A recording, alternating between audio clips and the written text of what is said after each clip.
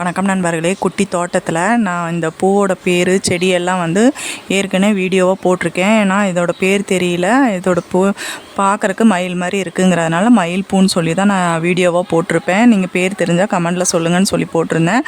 ஆனால் யாருமே போடலை. அதோட பேர் இப்போ தான் எனக்கு தெரிஞ்சிருக்கு. அதோட பேர் என்ன அப்படின்னா அரிஸ்டலோகியா ஜிகண்டியா அப்படின்னு சொல்கிறாங்க. அதுக்கப்புறம் பெலிகான் மலரும் என்றும் சொல்கிறாங்க. ஆனால் இந்த செடி தென் அமெரிக்கா, பிரேசில், பனாமா பகுதிகளில் தான் அதிகமாக காணப்பட்டிருக்கு. ஆனால் இப்போ இந்தியாவிலையும் பல நாடுகள்லையும் இது அலங்காரத்துக்காக வளர்க்குறாங்க. ஆனால் அந்த பாட்டிமா என்கிட்ட என்ன சொன்னாங்க அப்படின்னா, விதை கொடுக்கும்போது இது சிவனுக்கு வைக்கலாம், சாமி படத்துக்கும் வைக்கலான்னு சொல்லி தான் எனக்கு அந்த பாட்டிமா விதை கொடுத்தாங்க.